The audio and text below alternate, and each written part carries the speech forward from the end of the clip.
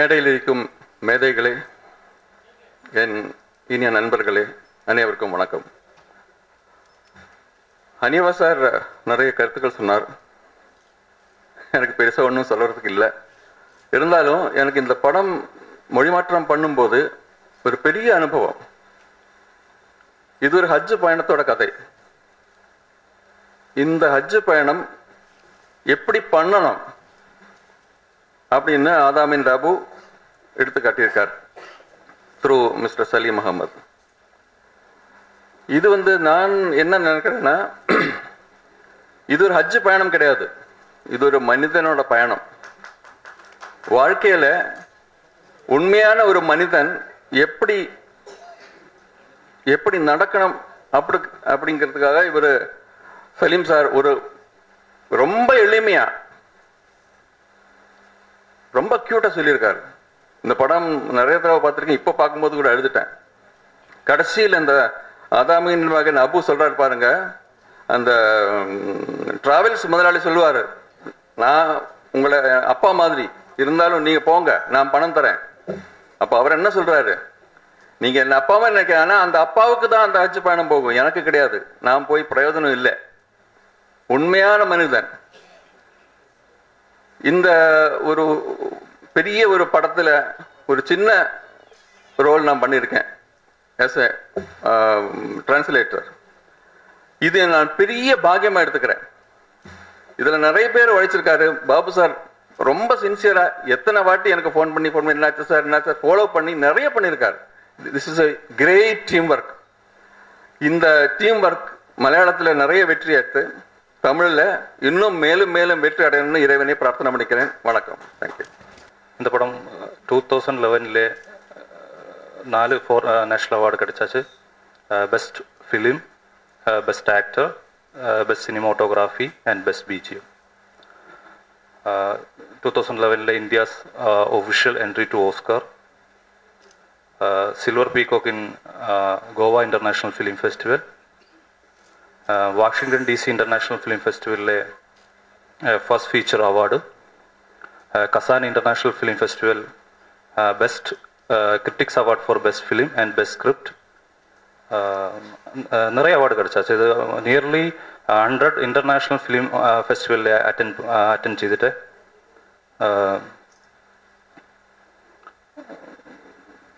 இது கேரளாவில் 4 state award கிடச்சிருச்சு. அது best actor, best script, best cinematography and best BGM. இந்த படம் பார்த்துட்டு ஏதாவது கேள்வி என்னன்னா, ஏதாவது கொஸ்டின்?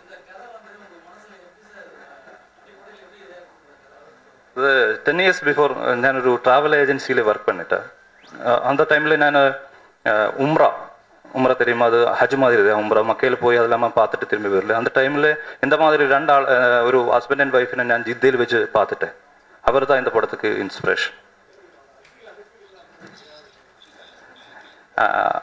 அவரோட ஹஜ்ஜுன்னா அதுதான். அந்த புதுசாக அவர் ஒரு மரம் போட்டது இல்லையா, அதுதான் ஹஜ். அதுதான் பெரிய விஷயம்.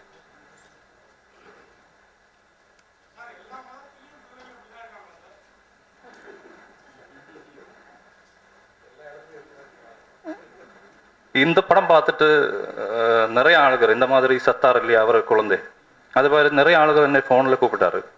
துபாயில் ஒரு ஃபோனின் ப்ரோக்ராமில் ஒரு ஆள் ஃபோன் பண்ணிட்டு கேட்டுட்டு, நெக்ஸ்ட் டைமில் அவர் அப்பா அம்மாவை நான் கண்டிப்பாக அச்சுன்னு அனுப்புவேன். அவரை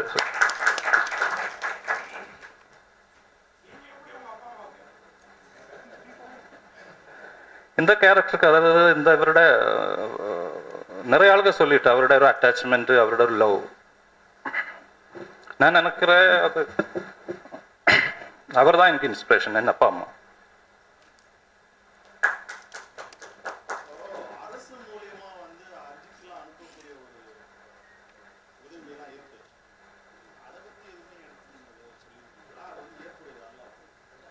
அரசு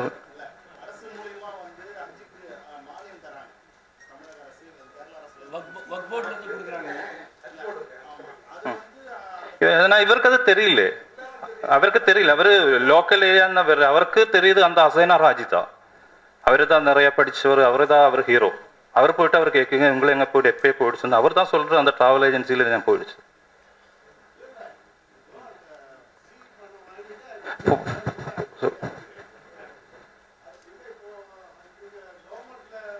இது கவர்மெண்ட்ல பண்றது என்னன்னா ஃப்ரீ அல்ல. அவரு எனக்கு கொஸ்டின் எனக்கு தெரிஞ்சது இல்ல, அது ஹஜ்ஜுக்கு சப்சிடி என்னன்னா அவருக்கு இப்ப ஒரு நிறைய ஒரு ஃபிளைட்ல 100 600 700 பேசஞ்சர்ஸ் போறோம்னா அதுக்கு தான் சப்சிடி. நிறுவனத்தின் அதிபர் எனது ஆர்வயர் நண்பர் அண்ணன் ஓகே ஹனீஃபா அவர்களே, ஒயிட் ஹவுஸ் நிறுவனத்துடைய எம்டி அருமை சகோதரர் அருமை அண்ணன் ஒயிட் ஹவுஸ் பாரி அவர்களே, ஆதமண்ட மகன் அபு படத்தினுடைய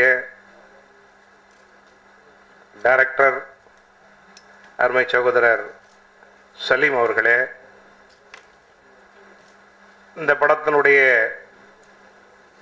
தொழில்நுட்ப கலைஞர்களே, மேடையில் அமர்ந்திருக்கக்கூடிய சகோதரர்களே, இங்கு திரளாக வந்திருக்கக்கூடிய அருமை சகோதரர்கள் சகோதரிகள், பத்திரிகையாளர்களே, நண்பர்களே, உங்கள் எல்லோருக்கும் இறைவனுடைய சாந்தியும் சமாதானமும் என்றென்றும் நின்று நிலவட்டுமாக என்று பிரார்த்தித்த வண்ணமாக, அருமை சகோதரர்களே,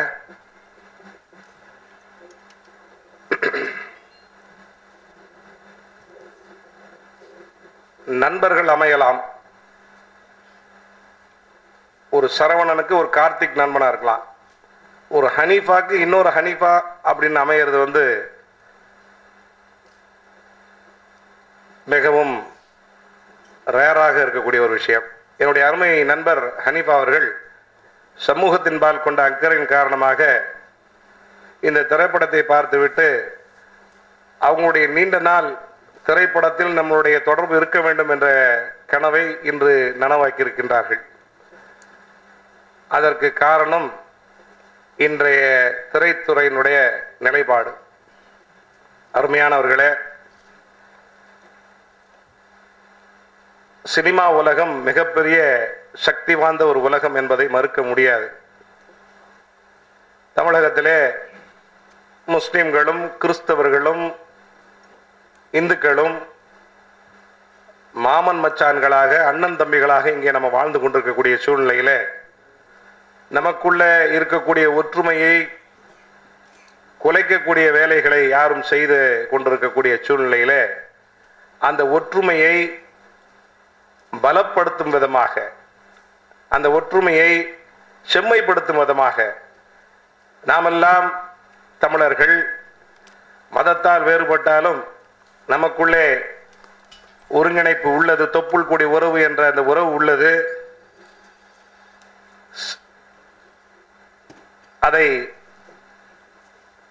ஆழமாக பதிய வைக்கக்கூடிய இந்த ஆதமண்ட மகன் அபு என்ற திரைப்படத்தின் வாயிலாக மிக அழுத்தமாக நியாயமாக எல்லோரும் பார்த்து ரசிக்கக்கூடிய வகையில் கொஞ்சம் கூட விரசம் இல்லாம நீங்க எல்லாம் பார்த்திருப்பீர்கள். இப்போ சினிமா துறை என்ற மிக முக்கியமான அந்த பவர்ஃபுல் மீடியாவை நல்ல விஷயங்களுக்காக வேண்டி, நன்மையை ஏவி தீமையை தடுப்பதற்காக வேண்டி அந்த துறையிலே இது போன்ற கருத்துள்ள படங்கள் வெளிவதற்காக வேண்டி இன்றைக்கு ஹனீஃபா மூவிஸ் எடுத்துக்கொண்டிருக்கக்கூடிய இந்த அருமையான பணியை பார்க்கும்போது உண்மையிலேயே நீங்கள் எல்லாம் கண்டிப்பாக சந்தோஷப்பட்டிருப்பீர்கள். ஒரு சகோதரன் தன்னுடைய 5வது கடமையை நிறைவேற்றுவதற்காக வேண்டி அவனுடைய வயோதிக காலத்தில் அவன் படுகிற கஷ்டங்கள், ஒரு சாதாரண வியாபாரியா இருந்து சினிமாவில் அதை சொல்லப்பட்டிருக்க விதம், அந்த பள்ளிவாசல்ல போய் சின்ன சின்ன பொருளை வித்து, பள்ளிவாசல்ல போய் அந்த சின்ன சின்ன பொருட்களை விற்று தன்னுடைய கடமையை நிறைவேற்றக்கூடிய அந்த நீண்ட நெடிய படத்தினுடைய தொடரை பார்க்கும் பொழுது இப்படித்தான் மனிதன் வாழ வேண்டும் என்று அருமையாக எடுத்திருக்கிறார்கள் அருமை சகோதரர் சலீம் அவர்கள். எந்த மதமும் தப்பு சொல்லவில்லை. எல்லா மதமும் மனிதர்களை வாழ வைக்க, மனிதர்கள் சீராக்க வந்ததுதான் மதங்கள் எல்லாம். நமக்குள்ள சில வேறுபாடுகளை உருவாக்கக்கூடிய ஒரு சூழ்நிலையிலே இன்றைக்கு காலத்தின் கட்டாயமாக ஆதம் என்ற அபு என்ற படத்தை கொண்டு வந்து நமக்குள்ளே ஒரு இணக்கத்தையும் படக்கத்தையும் திருப்பி பார்க்க வைத்திருக்கிறது இந்த படம். அருமையானவர்களே, நீங்கள் இதை என்னுடைய வேண்டுகோளாக, இங்கு வந்திருக்கக்கூடிய என்னுடைய அருமை நண்பர்கள், பத்திரிகை சகோதரர்கள், நீங்கள்லாம் நினைச்சா ஒரு மோடியே அரசாங்கத்தினுடைய பெரிய பதவிக்கு உட்கார வைக்க முடியும். உங்களுடைய சக்தி அதுதான். இன்றைக்கு இந்த சமூக கடமையாக இருக்கக்கூடிய இந்த ஒரு படத்தை நீங்கள் எல்லாம் இந்த படத்தினுடைய கருத்துக்களை ஒரு வியாபாரத்துக்கு அப்பாற்பட்டு இதை எடுத்து இந்த சமூகத்துக்கு கொண்டு செல்ல வேண்டும். நம்மளுடைய இந்த கருத்துக்களை நீங்க கொண்டு செல்வதன் மூலம் இந்த சமூகத்திற்கு நீங்கள் ஆற்றக்கூடிய ஒரு கடமையாக எடுத்து செய்ய வேண்டும் என்று வேண்டுகோள் வைத்த வண்ணமாக, மேலும் தீபாவளிக்கு எல்லாம் படம் வருது, பொங்கலுக்கெல்லாம் படம் வருது, ரம்ஜானுக்கும் பக்ரீத்துக்கும் பார்த்தா பாய்ங்க பொதுவா வெளியே படம் போறது பார்க்கறதே 10% தான். தீபாவளிக்கும் பொங்கலுக்கும் டிவியில படங்கள் போடுவதற்கு இஸ்லாமிய படங்கள் இல்லை.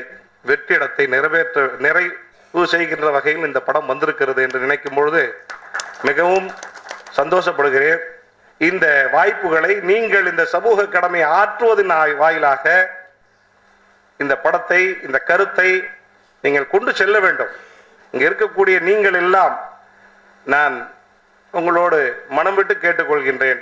இது போன்ற படங்களை நீங்கள் கொண்டு செல்வதன் மூலமாக நான் ஒன்றை மட்டும் இங்கே அறுதியிட்டு உறுதியாக சொல்லுவேன். என்னுடைய நண்பர், அவரோடு நானும் இருக்கிறேன். இது போன்ற பொது விஷயங்களை என்ன இல்லாமல் அவர் எதுவும் செய்யவும் மாட்டார். கண்டிப்பாக ஒன்று உறுதியாக சொல்லுகிறேன், இந்த நிமிடம் வரை செய்து கொண்டிருக்கிற செலவும் இந்த படத்துக்காக செய்வதும் எங்களுடைய நோக்கம் பணம் சம்பாதிக்க வேண்டிய அந்த நோக்கத்தில் அல்ல. சினிமா என்றாலே காசு சம்பாதிக்கிற ஒரு மிகப்பெரிய இண்டஸ்ட்ரி நினைச்சிட்டு தான் நிறைய பேர் செய்து கொண்டிருக்கிறார்கள். ஆனால் நாங்கள் இதை பணம் சம்பாதிக்க வேண்டும் என்ற நோக்கத்தில் அல்ல, சமூகத்திற்கு நல்ல கருத்தான கதைகள் கிடைக்க வேண்டும், அதன் மூலமாக சமூகத்திற்கு நன்மை கிடைக்க வேண்டும், உறவுகள் பலப்பட வேண்டும், நல்ல விஷயங்கள் வெளியே தெரிய வேண்டும், கருத்துக்கள் வெளியே போக வேண்டும், சமூக ஒற்றுமை ஏற்பட வேண்டும். இந்த சமூகத்தினுடைய ஒரு நல்ல நிலைக்காக வேண்டித்தான் இந்த சினிமா படத்தினுடைய எங்களுடைய பங்களிப்பு இருக்குதே தவிர வேற பணம் காசு உண்டாக்க வேண்டும் என்ற நோக்கம் சிச்சிந்தும் இல்லை என்பதை ஓகே முகமது ஹனீஃபா அவர்கள் மூலமாக நான் இங்கே என் வாயிலாக அதை தெரிவித்துக் கொள்கிறேன். ஆக அந்த என்னுடைய கருத்தை நீங்கள் எல்லாம் ஏற்றுக்கொள்வீர்கள் என்று நினைக்கின்றேன். கண்டிப்பாக இந்த கருத்தான படங்களை இப்போ நீங்க இதுக்கெல்லாம் கொஞ்சம் கோஆபரேட் பண்ணி செய்தீங்கன்னு சொன்னா எங்களுக்கு இன்னும் அடுத்தடுத்து இந்த மாதிரி சமூக கடமைகளை செய்ய வேண்டிய வாய்ப்புகள் எங்களுக்கு கிடைக்கும். நாங்களும் கொஞ்சம் வருவோம். அப்போ நீங்களும் இதை எப்படி விட்டுட்டீங்கன்னு சொன்னா எங்களுக்கும் இதுல ஒன்றும் இல்லை போல இருக்கு. இனிமேல் இந்த மாதிரி ஆடை குறைப்பு சினிமாக்கள் தான் மக்கள் விரும்புகிறார்கள் என்ற நிலைப்பில் எங்களுக்கு வரக்கூடாது. நாங்கள் உண்மையிலேயே இதை கொஞ்சம் சுத்தம் செய்யலாம் என்ற அதுக்காக வேண்டிய திரைப்படம் கெட்டு போயிருக்கு நான் சொல்ல வரல. அதில் நம்மளுடைய பங்களிப்பு இன்னும் நல்லா இருக்கணும்ன்ற நோக்கத்தோடு இங்கே வந்திருக்கிறோம். எங்களுக்கு ஊக்கமும் ஆக்கமும் அளிக்க வேண்டியது பத்திரிகையாளராகிய உங்களுடைய கடமை. எங்கள் கடமையோடு சேர்ந்து இந்த சமூக கடமையை நீங்களும் செய்வீர்கள், வந்திருக்கிற நண்பர்கள் எல்லாம் செய்வீர்கள் என்ற ஆதங்கத்தோடு இத்தோடு என்னுடைய கருத்துரையை நிறைவு செய்கின்றேன். எல்லா புகழும் இறைவன் ஒருவனுக்கே. நன்றி.